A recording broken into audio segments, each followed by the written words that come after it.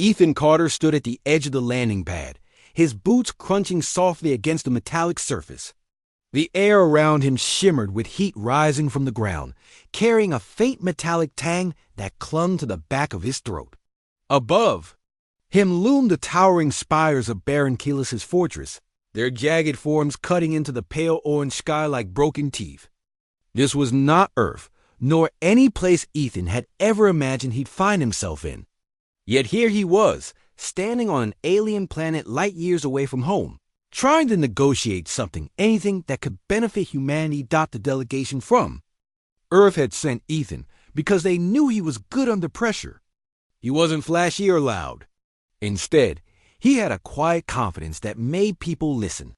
His dark hair was slightly tousled from the long journey, and his gray eyes scanned the horizon with a mix of curiosity and caution. But despite his calm exterior, Ethan couldn't shake the feeling that this meeting wouldn't go well. Something about Baron Kalos unsettled him.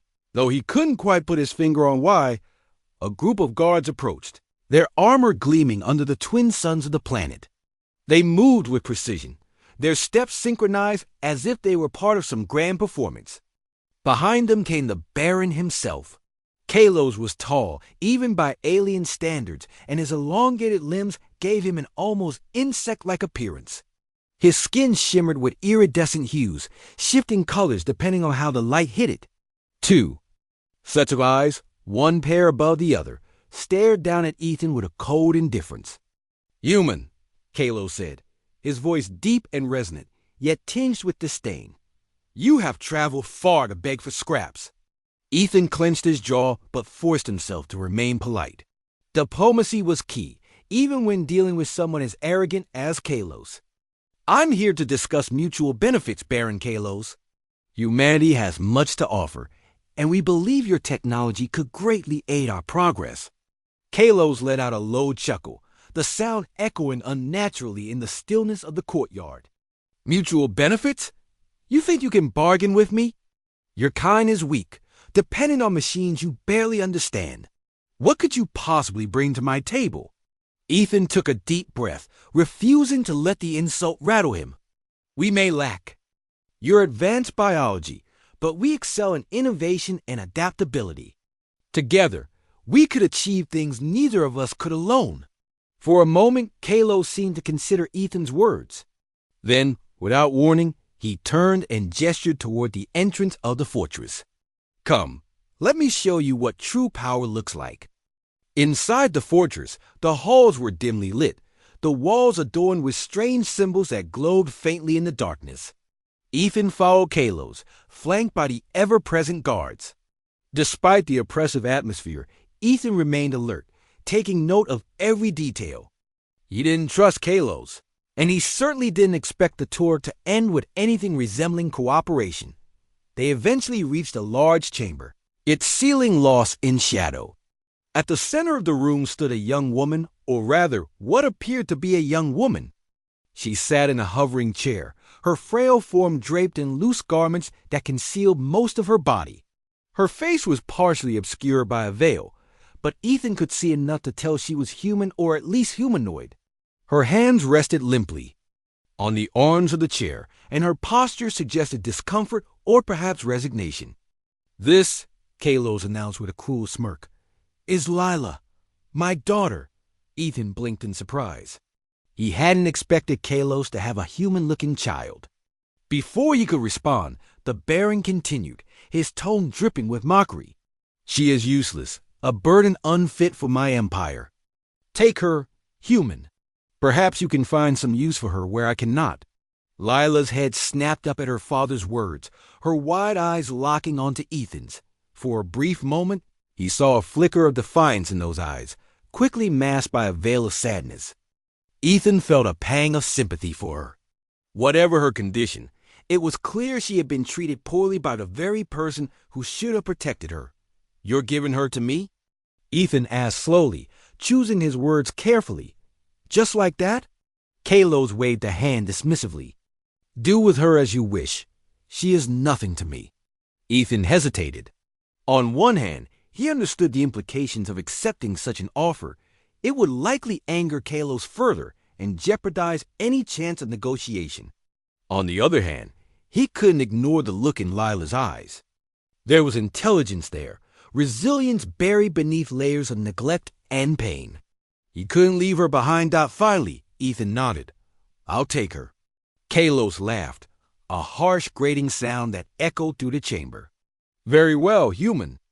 Let us see if you fare better with her than I did. As Ethan approached Lila, he noticed the subtle tremor in her hands. Up close, he could see the fine lines of scars marring her skin, evidence of surgeries or injuries long past. Despite her fragile appearance, there was a strength in her gaze that intrigued him. When she spoke, her voice was soft but steady. Why are you doing this? She asked, her words barely audible. You don't owe me anything. Ethan crouched down to meet her eye level, offering her a small, reassuring smile. Because everyone deserves a chance, Lila. And I believe you have more potential than anyone gives you credit for. For the first time since entering the fortress, Lila allowed herself a faint smile. It was hesitant, uncertain, but it was there. As Ethan helped her into the transport shuttle that would carry them off the planet, he couldn't help but feel that this decision, impulsive as it was, might change both their lives forever. The journey back to the Starlight Voyager was silent, save for the hum of the engines. Ethan kept glancing at Lila, who sat quietly beside him, staring out the window at the stars streaking past. He didn't know what lay ahead for them, but one thing was certain. Whatever happened next, they would face it together. The Starlight Voyager was a modest ship, its walls lined with exposed wiring and blinking control panels. It wasn't luxurious, but it was functional, a reflection of Ethan's practical nature. As they stepped aboard, Lila looked around with wide eyes, taking in the hum of machinery and the faint scent of metal. To her, this place felt like another world entirely, far removed from the cold, oppressive halls of her father's fortress. Ethan guided her to a small cabin near the rear of the ship. You can stay here, he said, his voice gentle. It's not much, but it's quiet. If you need anything, just let me know. Lila nodded silently, her fingers brushing against the edge of the doorway. She seemed hesitant, as though unsure whether she should accept his kindness. After a moment, she finally spoke. Why are you doing this? You don't even know me. Ethan leaned against the frame of the door, crossing his arms. I told you before, everyone deserves a chance. Besides, I think there's more to you than what your father sees. Her gaze dropped to the floor, and for a moment she didn't say anything. Then, quietly, she asked, Do you really believe that? I do, Ethan replied firmly. And if you're willing, I'd like to help you figure out just how much potential you have. Over the next few days, Ethan and Lila began to settle into a routine. The ship wasn't large, so their paths crossed often. At first, their interactions were awkward. Lila kept to herself, spending most of her time in the cabin or observing the stars through the viewport. She rarely spoke unless spoken to, and when she did, her words were careful, measured. Ethan, on the other hand, tried to make conversation whenever he could, sharing stories about Earth, his travels, and the wonders of human ingenuity. One evening, as Ethan worked on repairing a malfunctioning navigation module, Lila appeared in the doorway of the engineering bay. She watched him silently, her expression unreadable. When he noticed her, he paused and wiped his hands on a cloth. Something on your mind? He asked. She hesitated, then stepped closer. What happens now? Where are we going? We're heading back to Earth, Ethan explained. There are doctors and scientists there who might be able to help with your condition. They've made incredible advances in medical technology. You'd be amazed at what's possible. Lila frowned slightly. My condition? You mean my legs? Yes, Ethan said. But it's not just about fixing what's wrong. It's about giving you options, helping you live the life you want to live. For a long moment, she didn't respond.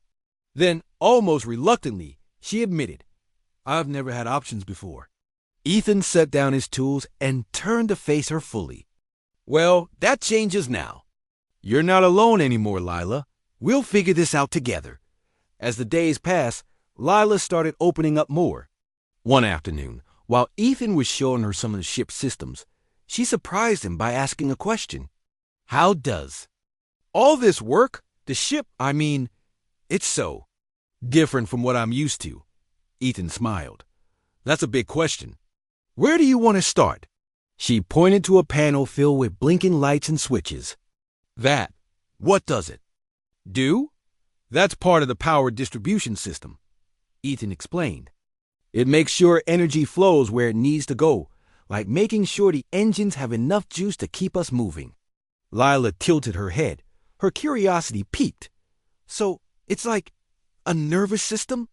In a way, yeah, Ethan said, impressed. By the analogy, it connects everything, keeps it running smoothly. They spent hours talking that day, Ethan patiently explaining how each component of the ship functioned. Lila listened intently, her sharp mind absorbing every detail. By the end of their session, she had asked dozens of questions, her earlier shyness replaced by genuine interest. One night, as they sat in the ship's tiny galley sharing a simple meal, Lila revealed something unexpected. Back home, she began hesitantly, I used to work with machines. Not like these, but similar.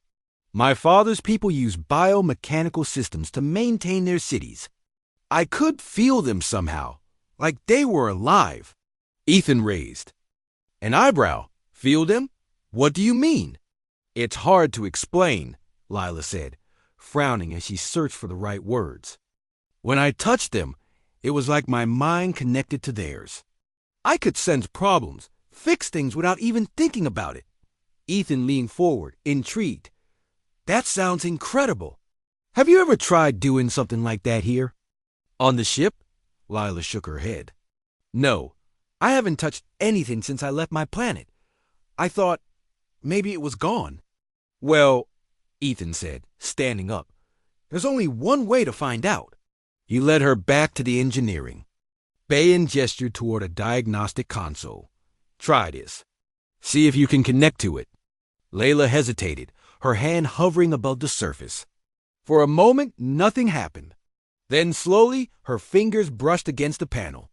Her eyes widened as a jolt of recognition shot through her, a familiar sensation, like reconnecting with an old friend. Colors and patterns flooded her mind, streams of data flowing effortlessly into her consciousness. I see it, she whispered, her voice trembling with excitement. It's damaged. There's a misalignment in the cooling system. Ethan stared at her in amazement. That's exactly right. How did you? I don't know, Lila interrupted, pulling her hand away. But it's still there. Whatever this is, it's still inside me. From that moment on, everything changed. Ethan realized that Lila's abilities weren't just unique, they were extraordinary. Together, they began experimenting, combining her innate connection to technology with his engineering expertise. Over time, they developed adaptive tools designed specifically for her, enhancing her natural talents and allowing her to interact with machines in ways neither of them had imagined. At first, Lila was cautious, afraid of relying too heavily on the new devices. But as she grew more comfortable, her confidence soared. She discovered she could manipulate complex systems with ease, solving problems that would have taken Ethan hours in mere minutes. The once frail girl who had boarded the Starlight Voyager was transforming into someone remarkable. Despite their progress, Lila still struggled with self-doubt. Late one night, as they worked side by side in the engineering bay, she voiced her fears. What if I'm not good enough? What if I fail? Ethan stopped what he was doing and looked at her. Lila, you've already proven yourself. Every step you take, every problem you solve, it's proof that you're stronger than anyone thought, including yourself. She met his gaze, searching for reassurance. Finally, she nodded. Okay, I'll try. And try she did. With each passing day, Lila pushed herself further, unlocking new levels of skill and understanding. Ethan watched, with pride as she embraced her potential, no longer held back by the limitations others had placed on her dot by the time they reached Earth. Lila was no longer the same person who had left her homeworld. She carried herself with newfound confidence, her eyes shining with determination. Though their journey was far from over, one thing was clear. Whatever challenges lay ahead, Lila was ready to face them, and Ethan would be right there beside her, every step of the way. When the Starlight Voyager finally entered Earth's orbit, Lila pressed her face against the viewport, her eyes wide with wonder. Below them stretched a blue and green world, dotted with swirling clouds and shimmering oceans. It was nothing like the harsh metallic landscapes of her homeworld or the sterile corridors of her father's fortress. This planet felt alive, vibrant, and full of possibilities. Ethan stood beside her, watching her reaction with a small smile. "Welcome to Earth," he said softly. "It's not perfect, but it's home." Lila tore her gaze away from the view. Long enough to glance at him, "It's beautiful," she murmured. "I've never seen anything like it." As they prepared to dock at a space station orbiting the planet, Ethan explained what would happen next. "We'll meet with some specialists who can help you. They're experts in adaptive technology and medical science. With their help, we can build something truly amazing for you, something that works with your abilities instead of against them." Lila nodded, though a flicker of nervousness crossed her face. She had come so far since leaving her father's world, but the idea of meeting new people still made her uneasy. What if they didn't understand her? What if they saw her as broken, just like her father had? The specialists were waiting for them when they arrived at the space station. A team of engineers and doctors greeted Ethan and Lila warmly, their curiosity evident as they introduced themselves. Among them was Dr. Clara Hayes, a kind-eyed woman with a passion for helping those with disabilities. She quickly took charge, guiding Lila through a series of tests to better understand her condition and her unique neural connection to machines. At first, Lila was hesitant, unsure of how much to reveal about herself. But as the days passed, she began to trust the team. They listened to her carefully, asking thoughtful questions and encouraging her to share her thoughts. For the first time in her life, Lila felt like someone truly valued her input. Dr. Hayes was particularly fascinated by Lila's ability to interface with technology. "This is extraordinary," she said one afternoon as they reviewed the results of a diagnostic scan. "Your brain isn't just communicating with machines, it's integrating with them. It's like you're speaking a language no one else understands." Lila glanced at Ethan, who gave her an encouraging nod. "That's why I brought her here," he said. "I knew you'd see her potential." Together, the team worked tirelessly to design a revolutionary exosuit tailored specifically to Lila's needs. The suit was sleek and lightweight, crafted from advanced materials that blended seamlessly with her body. It enhanced her mobility, allowing her to walk without assistance, while also amplifying her neural connection to external systems. Sensors embedded in the suit translated her thoughts into actions, enabling her to control machinery with unprecedented precision. When Lila first stepped into the completed suit, she felt a surge of emotion she couldn't quite name.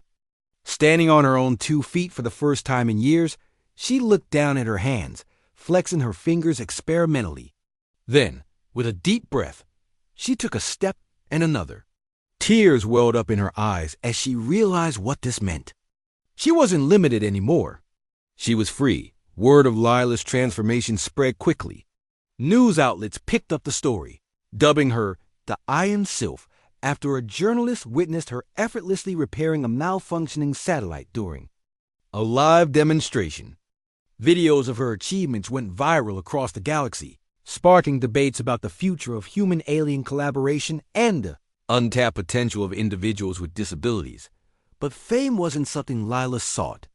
If anything, it made her uncomfortable. She preferred working behind the scenes, tinkering with machines and solving problems alongside Ethan. Still, she couldn't deny the impact her story was having.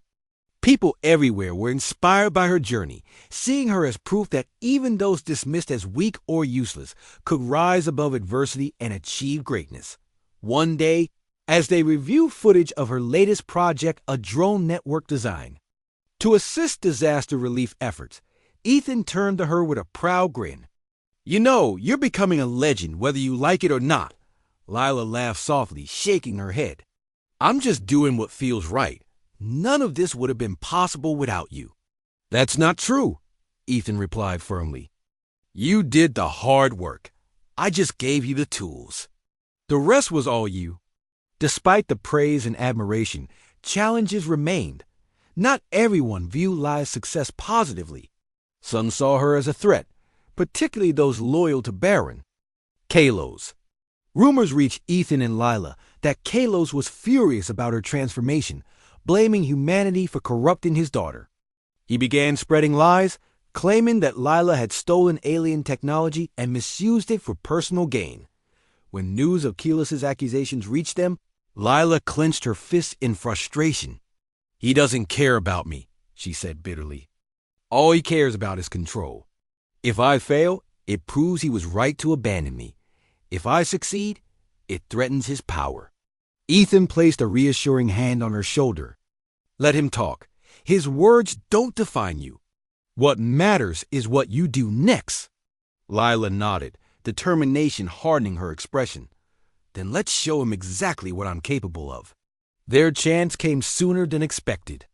A distress signal reached the space station from a distant colony under attack by mercenaries hired by Kalos. The attackers sought to capture Lila, hoping to bring her back to her father as a trophy. The situation was dire, but Ethan and Lila refused to back down. Using her enhanced suit, Lila took charge of the station's defense systems, coordinating drones and automated turrets to repel the invaders. Her movements were fluid and precise, her mind working in perfect harmony with the machines around her. Within hours, she had disabled the mercenary ships and forced them to retreat. When the battle ended, the crew erupted into cheers, hailing Lila as a hero. Even Ethan couldn't hide his amazement. "You were incredible," he said, his voice filled with awe. Lila smiled faintly, though exhaustion lingered in her eyes. "I just did what needed to be done." Though the immediate threat had passed, Lila knew this was only the beginning. Kalos wouldn't stop until he reclaimed her or destroyed her. But she wasn't afraid anymore. With Ethan by her side and her newfound strength, she was ready to face whatever came next. As they stood together on the observation deck, gazing out at the stars, Lila spoke quietly. "Thank you, Ethan, for believing in me when no one else did." Ethan smiled, his gaze steady. "You earned it, Lila. Every bit of it." And for the first time in her life, Lila truly believed him.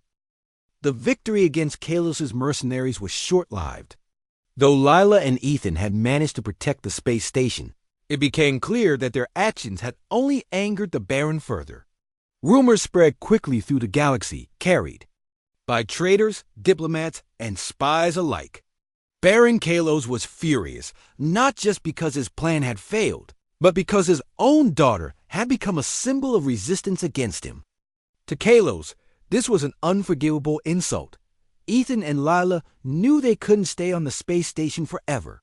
It was only a matter of time before Kalos sent more forces after them, stronger and better prepared. They needed allies, resources, and a plan. But most importantly, they needed to decide what to do next. One evening, as the two sat in the station's common area reviewing reports about Kalos's growing aggression, Ava Monroe arrived. Ava was a diplomat known for her ability to navigate the complicated politics of the galaxy. She had been following Lila's story closely and had come to offer her support. "You're making waves," Ava said with a small smile as she joined them at the table. "People are talking about you, Lila. Not just here, but everywhere. You've inspired a lot of folks who feel like they've been overlooked or dismissed." Lila shifted uncomfortably in her seat. "I didn't mean to inspire anyone. I'm just trying to survive." Ava nodded thoughtfully. "Sometimes survival is enough to inspire others. But now that you've stepped into the spotlight, You can't step back out. Whether you like it or not, you're part of something bigger, a movement. Ethan leaned forward, his brow furrowed. What kind of movement? A movement toward change, Ava replied. Kalos isn't just your problem anymore. He represents everything wrong with the way power is held in this part of the galaxy.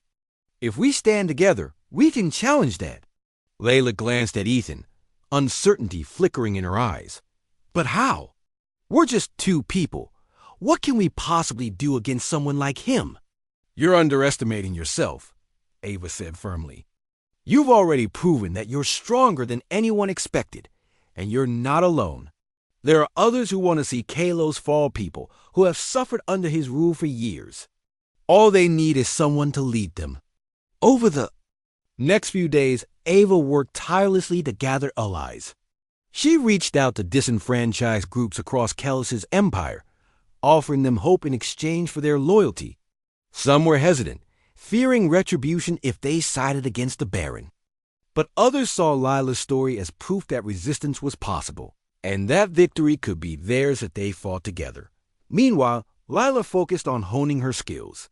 With each passing day, she grew more confident in her abilities, pushing the limits of her exosuit and testing new ways to integrate her neural connection with advanced technology. Ethan stayed by her side, helping her refine her techniques and ensuring she didn't overexert herself. One afternoon, as they practiced controlling a fleet of drones in simulated combat scenarios, Ethan noticed the intensity in Lila's expression. Her hands moved with precision, her mind working faster than ever before. When the simulation ended, she turned to him, her chest rising and falling with exertion. "Do you think I'm ready?" she asked quietly. Ethan hesitated, then nodded. "You're as ready as you'll ever be. But remember, this isn't just about fighting Kalos. It's about proving to everyone, including yourself, that you're unstoppable." The plan came together quickly. Ava arranged for a secret meeting with representatives from several rebel factions, all eager to join forces against Kalos. The location was a remote outpost on the edge of the Baron's territory, hidden from prying eyes. Ethan and Lila traveled there aboard the Starlight Voyager, accompanied by a small team of volunteers. When they arrived, Lila felt a surge of nerves. Dozens of strangers filled the room, their faces a mix of curiosity and skepticism. Many had heard of her, but few had seen her in person. As she stepped forward to address the crowd, she could feel their eyes on her, judging her silently. "My name is Lila," she began, her voice steady despite her anxiety. "I'm not here to ask for your trust. I know I haven't earned it yet, but I am here to tell you that we don't have to live in fear anymore. Kalos has ruled us with cruelty and greed for too long. He sees us as tools, as pawns to be used and discarded. But we are more than that. Together, we can take back what belongs to us." The room fell silent as her words sank in. Then, one by one, the rebels began to nod, murmurs of agreement spreading through the crowd. By the end of the meeting, they had formed a fragile alliance, united by a shared goal to overthrow Kalos and reclaim their freedom. Preparations for the rebellion moved swiftly. Ava coordinated supply lines, ensuring the rebels had access to weapons, food, and medical supplies. Ethan worked with engineers to upgrade the exosuit, adding new features designed to counter Kalos' advanced defenses. And Lila trained relentlessly, preparing herself for the battles ahead. Despite the progress, tensions ran high. Some within the group doubted Lila's leadership, questioning whether she was truly capable of leading them to victory. Others worried that Kalos' forces would crush them before they even had a chance to strike. But Lila refused to let their doubts shake her resolve. Every setback only made her more determined to succeed. One night, as she stood alone on the outskirts of the outpost, staring up at the stars, Ethan joined her. For a moment, neither of them spoke. Then Ethan broke the silence. "You're doing great," he said softly. "Don't let anyone tell you otherwise." Lila sighed, wrapping her arms around herself. "It's hard, Ethan. Sometimes I wonder if I'm doing the right thing. What if we fail? What if all of this Ends badly? We might fail, Ethan admitted. But think about what we've already accomplished. You've brought people together, given them hope. That's something no one can take away from you. She looked at him, gratitude shining in her eyes. I couldn't have done any of this without you. And you won't have to face what comes next alone either, Ethan replied, his tone firm. We're in this together, Lila, no matter what happens. When the day of the attack finally arrived, Lila felt a strange sense of calm. She stood at the helm of the rebel fleet, her exosuit glowing faintly in the dim light of the cockpit. Around her, ships bristled with anticipation, their crews ready to fight for a better future. As they approached Kelos' fortress, the Baron's forces mobilized to meet them. The battle was fierce, with explosions lighting up the sky and debris raining down like meteors. But Lila remained focused, her mind connected to every system, every weapon, every drone in the rebel arsenal. Under her command, the rebels pushed forward, breaking through Kelos' defenses layer by layer. By the time they breached the fortress walls, exhaustion weighed heavily on Lila's shoulders. But she pressed on, knowing that the final confrontation was near. Deep inside the fortress, Kelos awaited them, his anger boiling over into rage. When they finally faced him, Lila stepped forward, her voice ringing out with quiet authority. This ends now, Father. Your reign of cruelty is over. Kelos sneered, his towering form casting a shadow over her. You dare defy me after everything I've given you? You gave me nothing, Lila shot back, her voice unwavering. You abandoned me, dismissed me as worthless. But I'm still standing, and I won't let you hurt anyone else. For a moment, Kelos seemed stunned by her defiance. Then, with a roar, he lunged at her. The battle that followed was chaotic. But Lila's training and determination carried her through. With Ethan and the rebels at her side, she fought back, striking down Kelos' guards and disabling his weapons. In the end, it was Lila's quick thinking that turned the tide. Using her neural connection, she hacked into the fortress's central systems, locking Kelos out of his own defenses. As the Baron stumbled, disoriented and powerless, the rebels closed in, forcing him to surrender. When it was over, Lila stood amidst the ruins of her father's empire, breathing heavily but triumphant. The weight of what she had achieved settled over her, bringing both relief and sorrow. She had fought for justice, for freedom, but at a cost. Ethan placed a hand on her shoulder, his expression soft. You did it, Lila. You changed everything. She nodded, tears glistening in her eyes. Not just me, all of us. And as the survivors cheered around her, Lila knew that this was only the beginning. The road ahead would be difficult, but together they could build a brighter future, one where no one would ever be cast aside again. The fall of Baron Kelos' fortress was a turning point, not just for Lila and Ethan, but for the entire galaxy. Word of the rebellion's success spread like wildfire, carried by traders, travelers, and news networks. People who had lived under Kelos' oppressive rule for years began to rise up, inspired by the courage of those who had dared to challenge him. Yet, as the dust settled, Lila found herself grappling with emotions she hadn't expected: guilt, doubt, and an overwhelming sense of responsibility. Kelos had been captured and imprisoned, his power stripped away. The fortress that once symbolized his tyranny now stood as a monument to resistance. But despite the victory, Lila couldn't shake the feeling that her journey wasn't over. She had faced her father, confronted his cruelty, and toppled his empire. But what came next? What did freedom truly mean for the people who had suffered under his rule? Ethan noticed the change in her almost immediately. Where once she had been driven by determination and anger, Lila now seemed quieter, more reflective. One evening, as they sat together in the ruins of the fortress, Ethan finally asked the question that had been on his mind. What's bothering you? He said gently. You've done something incredible. Why do you look like you're carrying the weight of the world? Lila sighed, staring at her hands. I keep thinking about everyone who fought with us. They risked their lives because they believed in me. Because I promised them a better future. But how do I deliver on that promise? What if I fail them? Ethan leaned back, considering her words. You're not alone in this, Lila. None of us expected you to have all the answers. This isn't just your burden, it's ours too. But it started with me, Lila replied, her voice trembling slightly. If I can't lead them, then what was all this for? Ethan placed a reassuring hand on her shoulder. It's okay to feel lost right now. You've taken the first step, freedom. Now we figure out the rest together.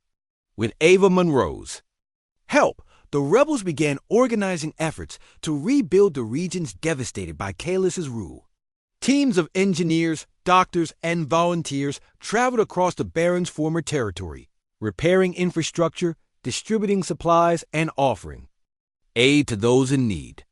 Lila threw herself into the work, determined to prove that the rebellion wasn't just about destroying tyranny, it was about creating something better. One day, while overseeing the construction of a new water purification system in a small village, Lila met a young girl named Mia. The child clung to her mother's leg, watching Lila with wide eyes as she adjusted the controls of the machine. When the system roared to life, filling tanks with clean water for the first time in years, the villagers erupted into cheers. Mia broke free from her mother's grasp and ran up to Lila, tugging on her sleeve. Are you really the Iron Sylph? The girl asked, her voice filled with awe. Lila knelt down to meet her eye level, smiling faintly. Some people call me that. Yes, Mia beamed. My brother says you're a hero. Is it true? For a moment, Lila hesitated. She didn't see herself as a hero, just someone doing what needed to be done. But looking into Mia's hopeful face, she realized that sometimes being a hero wasn't about perfection. It was about giving others hope, even when you felt uncertain yourself. Yes, Lila said softly. I suppose it's true. Mia giggled, skipping back to her mother. Watching her go, Lila felt a flicker of warmth in her chest. Maybe she didn't have all the answers yet, but moments like this reminded her why they were fighting Dot as weeks turned into months. The movement continued to grow. Former citizens of Kalus's empire joined forces with outsiders, united by a shared vision of peace and equality. Ava worked tirelessly to establish a provisional government, ensuring that power would no longer rest in the hands of a single ruler. Ethan focused on developing sustainable technologies, teaching locals how to maintain and improve the systems they relied on. Through it all, Lila remained at the heart of the effort. Her exosuit became a symbol of resilience, inspiring others to embrace their own potential. She often visited schools, workshops, and community centers, sharing her story and encouraging people to dream beyond their limitations. You don't have to be perfect, she told a group of children during one visit. You just have to try. Every step forward matters, no matter how small. Her words resonated deeply, especially among those who had grown up believing they were worthless. For many, seeing Lila, a woman who had once been dismissed as useless, lead such a powerful movement was proof that change was possible. Despite the progress, challenges persisted. Not everyone supported the rebellion's goals. Some former loyalists to Kalos refused to accept the new order, launching sporadic attacks against the provisional government. Others feared that humanity's involvement in the uprising signaled a threat to alien autonomy. Tensions simmered beneath the surface, threatening to boil over into conflict. One night, as Lila and Ethan reviewed reports of unrest, Ava arrived with troubling news. There's a faction forming, she explained. They call themselves the Purists. They believe Kalus's fall proves aliens should never trust humans again. Ethan frowned. That's ridiculous. Humans weren't the ones oppressing them. It was Kalos. I know, Ava said grimly. But fear makes people irrational. If we don't address this soon, it could escalate into violence. Layla clenched her fists, frustration bubbling inside her. We've already fought so hard. Why can't they see we're trying to help? Because fear blinds them, Ava replied. And because Kalos spent years poisoning their minds against outsiders, Undoing that damage won't happen overnight. Determined to prevent further division, Lila decided to confront the Purists directly. Alongside Ava and Ethan, she traveled to a remote settlement where the faction had gathered. The atmosphere was tense as they entered the village square, surrounded by hostile stares. A tall alien with sharp features stepped forward, his voice dripping with disdain. "You shouldn't be here," he said coldly. "Your kind brought nothing but destruction." "We didn't bring destruction," Lila countered, her voice steady. "Kalos did. We're here to rebuild not just our worlds, but our relationships. To move forward, we need to trust each other." The alien sneered. "Trust? After everything your father did, you think we'll ever trust anyone from his bloodline?" Lila flinched at the mention of Kalos, but she refused to back down. "I'm not my father. I've spent my life proving that. And if you're willing to listen, maybe I can prove it to you too." For a long moment, the crowd was silent. Then slowly, the alien nodded. "Fine, speak. But know this, if you betray us, there will be consequences." Over the following days, Lila worked to bridge the gap between the Purists and the rebellion. She listened to their concerns, acknowledged their fears, and offered solutions that prioritized mutual benefit. It wasn't easy, many remained skeptical, but her sincerity gradually won them over. By the time they left the settlement, tensions had eased, though not entirely resolved. As they boarded the Starlight Voyager, Ethan turned to Lila with a proud smile. "You handled that beautifully," he said. "Not many people could have done what you just did." Lila shook her head, still uneasy. "I didn't fix everything. There's still so much work to do." "And you'll keep doing it," Ethan replied firmly. "Because that's who you are. Someone who fights for what's right, no matter how hard it gets." As the ship soared through the stars, Lila gazed out the viewport, her mind racing with thoughts of the future. The road ahead would be difficult, filled with obstacles and setbacks, but she wasn't afraid anymore. With Ethan, Ava, and countless others by her side, she knew they could face whatever came next. For the first time in her life, Lila felt truly free, not just from her father's shadow, but from the doubts that had haunted her for so long. She wasn't just surviving anymore, she was thriving. And as she looked toward the horizon, she realized that the best was yet to come. Months passed, and the galaxy began to heal. The scars left by Baron Kellis's rule were deep, but slowly they started to fade. Under Lila's guidance, communities rebuilt themselves, forming alliances that transcended species and borders. For the first time in generations, hope replaced fear. Yet, even as peace spread, Lila knew their work was far from over. One day, Ava Monroe approached her with an idea that would change everything. "We need a lasting solution," Ava said, her voice firm but kind. "Something that ensures no one like Kalos can rise to power again.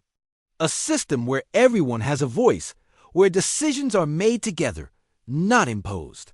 Lila tilted her head, intrigued but cautious. "What do you have in mind?" "A council," Ava replied. "A governing body made up of representatives from every group affected by Kalos's rule aliens. Humans, rebels, even former loyalists. They'll decide policies, allocate resources, and keep each other accountable." Ethan, who had been listening quietly, nodded thoughtfully. "It could work, but it'll take trust and a lot of compromise." Layla hesitated. The idea was bold, ambitious. Could fractured factions truly unite under one banner? Still, she couldn't deny its potential.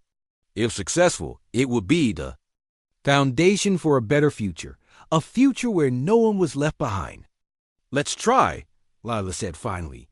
"If we don't, nothing changes." The process of forming the council was anything but smooth. Some groups refused to participate, fearing betrayal or manipulation. Others demanded guarantees before committing. Meetings stretched late into the night, debates growing heated as old wounds resurfaced. Through it all, Lila remained steadfast, mediating disputes and reminding everyone why they had come together in the first place. There will always be disagreements, she told them during a particularly tense session. But if we let those disagreements divide us, we fail.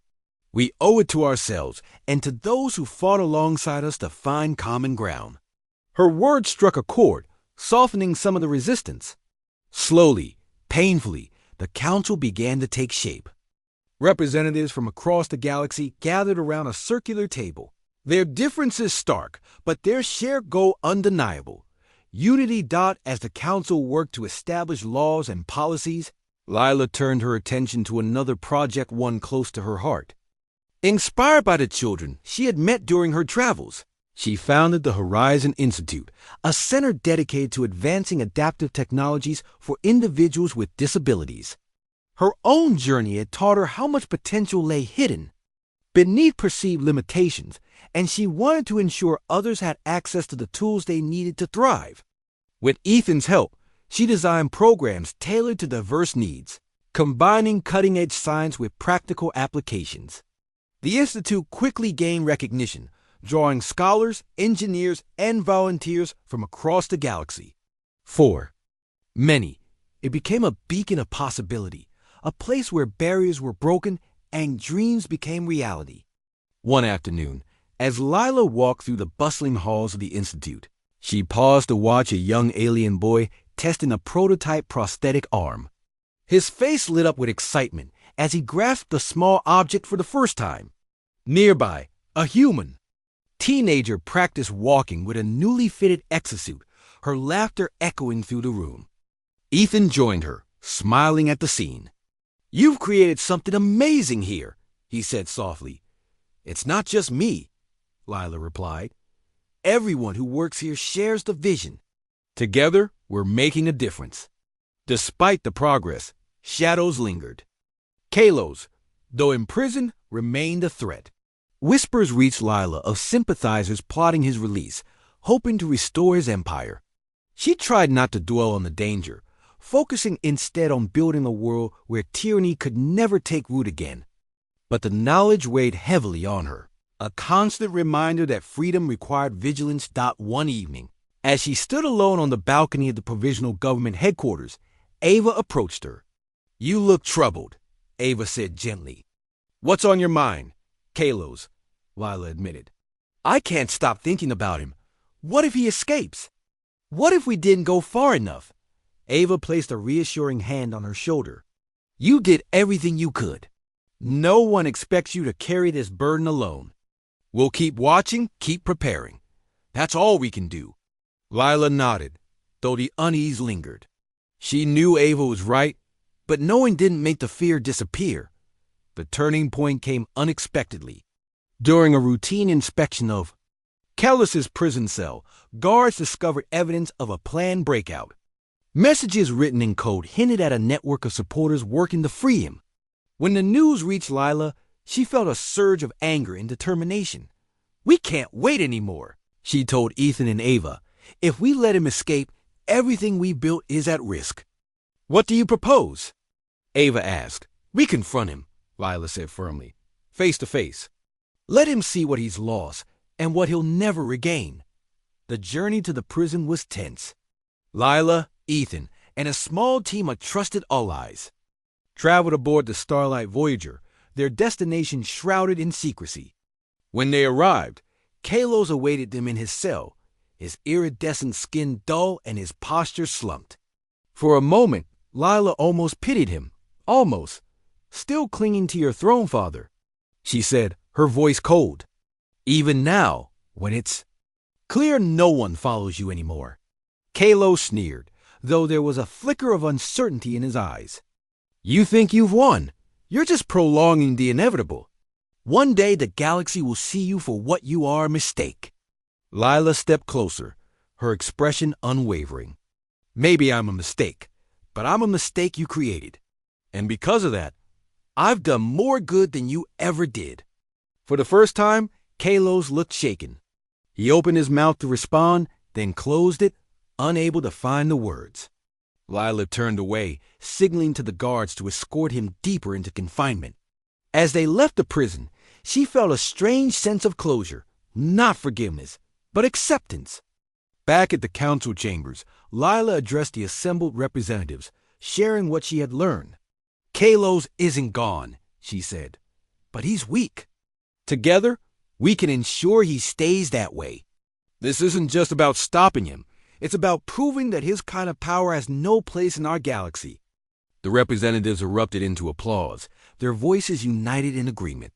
For the first time, Lila allowed herself to believe they might succeed not just in defeating Kalos, but in creating a new era of cooperation and equality. In the weeks that followed, the Council finalized its charter, enshrining principles of justice, inclusivity, and transparency. The Horizon Institute expanded its reach, offering aid to underserved regions and fostering innovation.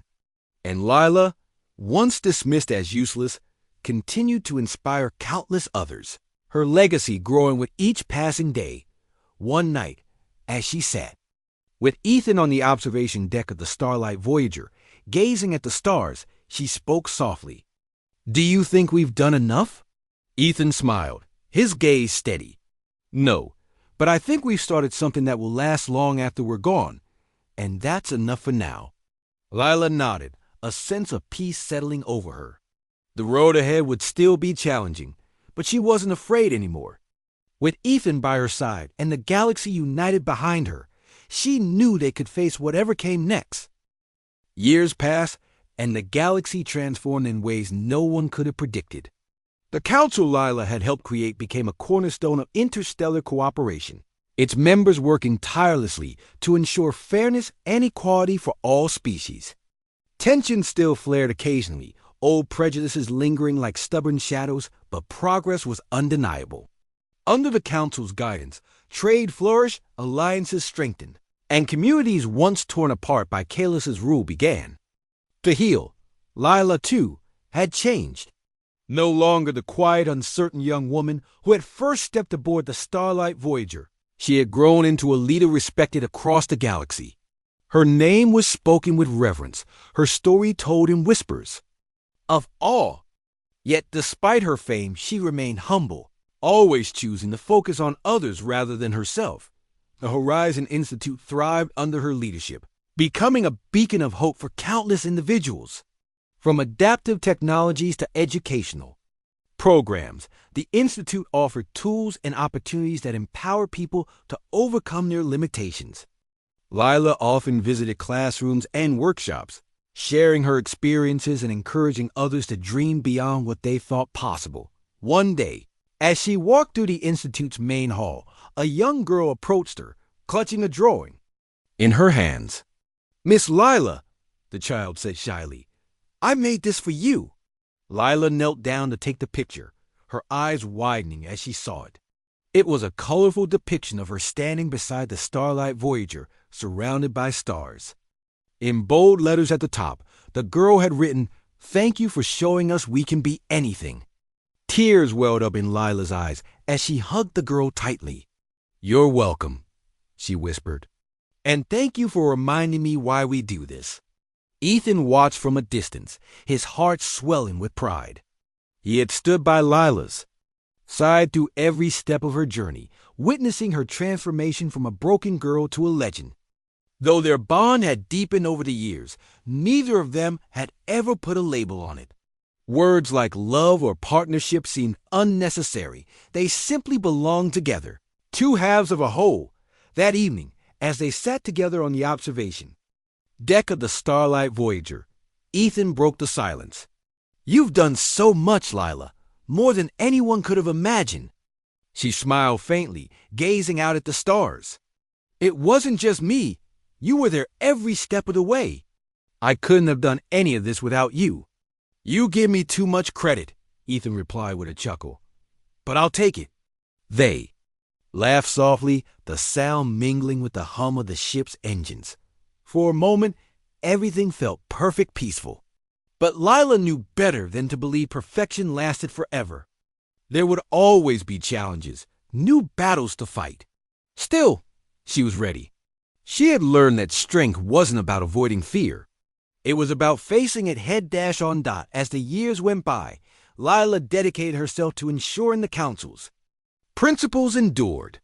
She traveled across the galaxy, meeting with leaders, listening to concerns, and offering solutions.